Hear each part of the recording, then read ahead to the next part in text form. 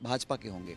तो जांच तह तक पहुंचे, सच्चाई सामने आए, क्योंकि करोड़ों निवेशक हैं जो चाहते हैं कि हमारे यहाँ जो रेगुलेटरी बॉडी है उसकी जो जांच हो रही है वो संतोषजनक नहीं है, गड़बड़ी है, कहीं अगर कुछ गलत किया है।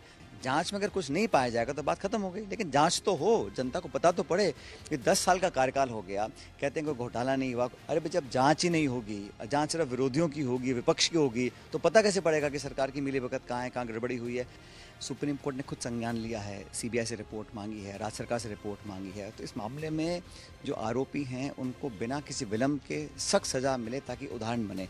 और उत्तर प्रदेश में 10 जगह चुनाव होगा, उनमें से 5 भाजपा के पास थी, शायद 5 सपा के पास थी, लेकिन 10 की 10 सीटों पे कांग्रेस पार्टी और इंडिया अलायंस के लोग हम जीत कर आएंगे। उत्तर प्रदेश में राजनीतिक उठापटक जारी है और ऐसे में सचिन पायलट जो एक बड़े वरिष्ठ नेता है कांग्रेस के और उत्तर प्रदेश की राजनीति में भी कहीं ना कहीं उनकी अहम भूमिका रही है, इस समय मौजूद हैं हमारे साथ और पूछते हैं आखिर आज उत्तर प्रदेश में किस तरीके से वो पहुंचे और क्या उनका मकसद है। सर, आज उत्तर प्रदेश आज फिर आप पहुंचे हैं, क्या वजह थी यहाँ आने की और आपने जो प्रेस कॉन्फ्रेंस भी की है, क्या मुद्दा था?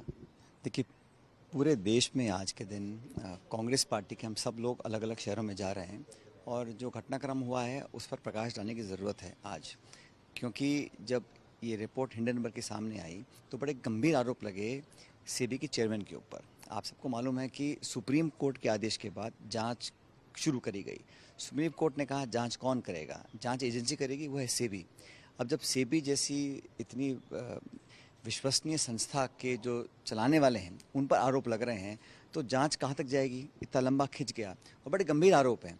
और जो खुद ही आर्थिक मामलों में लिप्त हों, अडानी समूह के ट्रांजैक्शंस के मामले में, तो वो कैसे जांच कर सकते हैं। इसलिए हमने डिमांड करा है कि एक जेपीसी बननी चाहिए और सरकार को जेपीसी डरना नहीं चाहिए, क्योंकि जेपीसी में भी जो बहुमत होता है वो सरकार का होता है, चेयरमैन सरकार का होता है और जो सांसद हैं वो अधिक भाजपा के होंगे। तो जांच तह तक पहुंचे, सच्चाई सामने आए, क्योंकि करोड़ों निवेशक हैं जो चाहते हैं कि हमारे यहाँ जो रेगुलेटरी बॉडी है उसकी जो जांच हो रही है वो संतोषजनक नहीं है, गड़बड़ी है, कहीं अगर कुछ गलत किया है तो जांच में सामने आ जाएगा। तो जांच हम कराना चाहते हैं और देश में जो संपत्ति भारत के लोगों की है उसको कैसे कहीं ना कहीं मिली भगत कर कर चंद हाथों में दिया गया है, उसका विरोध पूरे देश में लोग कर रहे हैं। हम चाहते हैं इस पर जांच हो और जेपीसी की मांग हम लोगों ने उठाई है, राहुल जी ने उठाई है, पार्लियामेंट के अंदर, पार्लियामेंट के बाहर। और सरकार क्योंकि लगातार यू टर्न ले रही है, पहले लैटरल एंट्री पर आईएएस ऑफिसर बनाना चाह रहे थे, वो जियो उन्होंने वापस ले लिया, गवर्नमेंट ऑर्डर। फिर इन्होंने पहले बनाए थे 3 काले कानून किसानों के खिलाफ, उनको वो विड्रॉ करना पड़ गया। फिर इन्होंने एक ब्रॉडकास्ट बिल लेकर आए, उसको उन्होंने विड्रॉ किया। एक वक्फ का बोर्ड का बिल लेके आए, उसको विड्रॉ किया। तो लगातार सरकार बैकफुट पे है, क्योंकि विपक्ष आज सशक्त मजबूत है और राहुल जी के नेतृत्व में हम संसद के अंदर सरकार की जवाबदेही तय करने का काम कर रहे हैं। आपको लगता है जो आप जेपीसी की मांग कर रहे हैं तो सरकार कहीं ना कहीं बैकफुट पर जा रही है, उसको नहीं करना चाह रही है, या जिस तरीके के जो कानून आ रहे हैं उसमें भी कहीं ना कहीं विपक्ष की जो मजबूत स्थिति है उसको देखते हुए सरकार डर रही है कहीं ना कहीं? स्वाभाविक है ना, 4 जून को जो परिणाम आए थे, जनता ने ये जनादेश दिया कि मनमानी नहीं चलेगी।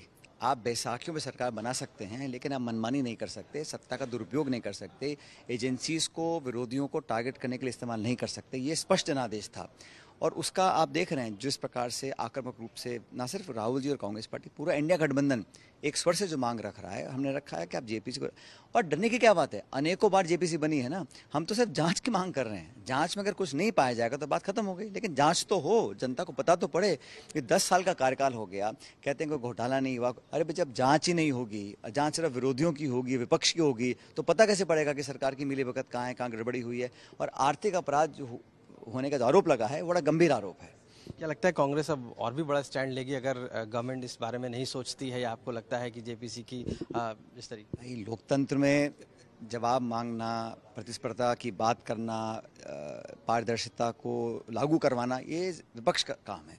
हम सड़कों पे, संसद में, जगह जगह जाके सिर्फ सच्चाई की बात करेंगे और मैं चाहता हूं कि सरकार को निसंकोच होकर जांच करवानी चाहिए अगर उन्होंने कुछ गलत नहीं किया है तो।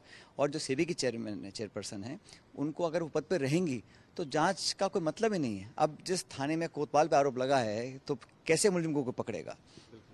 अब सचिन जी, आप उत्तर प्रदेश में हैं, कैलकाटा का जिस तरीके से डॉक्टर के साथ इंसिडेंट हुआ उसको लेकर पूरे देश में प्रदर्शन हुआ, किस तरीके से आप देखते हैं इस पूरे प्रोटेस्ट को और क्या इतना जो एक ऐसी घटना हुई वो दिल दहलाने वाली है। और जो डॉक्टर्स का, मेडिकल प्रोफेशनल्स का जो आक्रोश है वो हम सब समझ सकते हैं। सुप्रीम कोर्ट ने खुद संज्ञान लिया है, सीबीआई से रिपोर्ट मांगी है, राज्य सरकार से रिपोर्ट मांगी है। तो इस मामले में जो आरोपी हैं उनको बिना किसी विलंब के सख्त सज़ा मिले ताकि उदाहरण बने। और देश के अनेक हिस्सों में ऐसी घटनाएं हो रही हैं। तो ये जो है ये निंदनीय है और इसमें कोई भी हो, कितने बड़े पद पे हो, किसी भी दल या संगठन विचारधारा से संबंधित व्यक्ति हो, उस पर तो निसंकोच कड़ी से कड़ी कार्रवाई करनी चाहिए। और हमेशा मैं समझता हूँ हम सब जो पब्लिक लाइफ में हम लोगों को अपने हितों से ऊपर देश हित के बारे में सोचना चाहिए। और समाज में इस प्रकार की घटनाओं की कोई जगह नहीं है। सभ्य समाज में अगर ऐसा हमारा बहन बेटियों के साथ होता रहेगा तो फिर हम क्या तरक्की की बात करते हैं, क्या विकास की बात करते हैं, वो उसका कोई मतलब नहीं है। गवर्नमेंट के अगेंस्ट लगातार हैं, डॉक्टर्स कह रहे हैं कि सीबीआई जांच से भी संतुष्ट नहीं है, बहुत सारी चीज़ें हैं। अब देखिए, जांच राज्य सरकार करे या सीबीआई करे, मैंने कहा ना, सर्वोच्च न्यायालय ने इसका संज्ञान लेकर इस पे अपने आदेश जारी करे हैं, जवाब मांगा है, तो उसके ऊपर तो क्या है। लेकिन हम सब चाहते हैं कि न्याय हो और इस प्रकार की घटनाओं पर अंकुश लगाने की जिम्मेदारी सभी लोगों की है, विशेष रूप से राज्य सरकार की। उत्तर प्रदेश में बाई इलेक्शन है, इससे पहले भी अलायंस में समाजवादी पार्टी आपके साथ रही है, इस बार भी कहीं ना कहीं बाई इलेक्शंस में देखा जा रहा है, क्या स्टेटस है पहले तो इस स्ट्रक्चर का, यानी कि जो अलायंस है आपका कितना मजबूती से आगे बढ़ेगा, फिर सीटों के बारे में पूछ। देखिए, केंद्र सरकार का बजट आया वो पूरी तरह एक पॉलिटिकल बजट था। अपने सहयोगियों को मौखिक खुशी देने का काम सरकार ने किया। बिहार के लोगों से, आंध्र प्रदेश के लोगों से हमारा कोई हम सब उनको सबको चाहते हैं, लेकिन उनके नेताओं को खुश करने के लिए लाखों करोड़ रुपए दिए गए कागजों पे।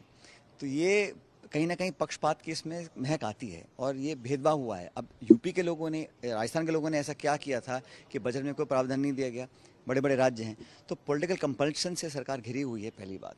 दूसरा, जहाँ तक इंडिया गठबंधन की बात है, ये शुरू से अटकल लगा रहे थे, लेकिन हम लोग मजबूती से लड़े, सारी कोशिश की गई। इंडिया अलायंस पहले मजबूत था, आज और ज़्यादा मजबूत है रिजल्ट आने के बाद। और उत्तर प्रदेश में 10 जगह चुनाव होगा, उनमें से 5 भाजपा के पास थी, शायद 5 सपा के पास थी, लेकिन 10 की 10 सीटों पे कांग्रेस पार्टी और इंडिया अलायंस के लोग हम जीत कर आएंगे।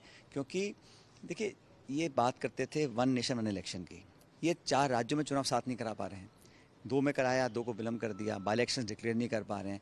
तो जो सरकार निर्वाचन आयोग को ऐसे हालात निर्मित नहीं करवा सकती जहाँ चुनाव हो सके, तो फिर ये बातें कुछ करते हैं और काम कुछ और है। तो आप लोग का सीटों का कुछ कितना आपको लग रहा है कि कांग्रेस की कैपेसिटी में कितनी सीटें हैं उत्तर प्रदेश में जिसमें वो जिस। छोड़िए कैपेसिटी को, 10 की 10 पे इंडिया अलायंस जीतने वाली है, 10 की 10 पर। क्योंकि जो माहौल है ना, बदलाव हो गया। देखिए, देश के राजनीतिक जो लैंडस्केप है उसमें बदलाव हो गया है।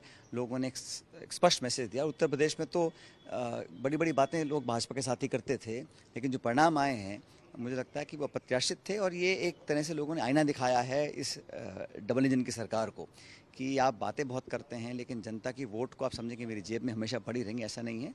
लोग स्वतंत्र हैं, अपना मन बदलते हैं। और 10 साल का लगातार जो भाजपा का कार्यकाल दिल्ली में रहा, उससे भी हर वर्ग, मध्यम वर्ग हो, महंगाई हो, बेरोजगारी हो, किसान हो, शोषित, दलित, पिछड़े वर्ग, सब लोग आज समझते हैं कि ये सरकार सिर्फ अपना हित साधने के लिए राज कर रही है। आज भारत बंद का आह्वान किया था, कई दल भी थे इसमें मौजूद, क्या कहेंगे उसको लेकर जिस तरीके से प्रदर्शन किया गया। मुझे बताइए, पहली बात तो ये पूरा जो भारत बंद हुआ है आज ये एक नॉन पॉलिटिकल इवेंट है, क्योंकि इसमें जो गैर सरकारी संस्थाएं हैं या नॉन पॉलिटिकल संगठन हैं, उन्होंने कॉल किया। कॉल क्यों देना पड़ा? पहली बार नहीं हो रहा है। बीजेपी सरकार में पहले भी हमारे दलित और आदिवासी भाई बहनों ने कॉल किया है, 2 अप्रैल को कॉल किया था कुछ वर्ष पहले। तो ऐसे क्या हालात हैं जो केंद्र सरकार की विश्वसनीयता पर बहुत बड़ा शक उठ गया है, संविधान को लेकर, आरक्षण को लेकर, जो आईएएस में लैटरल एंट्री की बात की थी उसको विड्रॉ करना पड़ गया। तो मंशा अलग है। भाजपा SC ST के वोट लेने की बहुत बड़ी बड़ी बातें करती है, लेकिन असलियत में नियत क्या है वो तो पता पड़ रहा है। तो ये सब लोग, हमें समझना पड़ेगा, केंद्र की सरकार के अंदर जो विश्वास होना चाहिए वो नहीं है इन वर्गों का। और कांग्रेस पार्टी हमेशा दलित, शोषित, पिछड़े, गरीब, SC ST इन सब लोगों के साथ खड़ी रही थी और आज भी खड़ी है।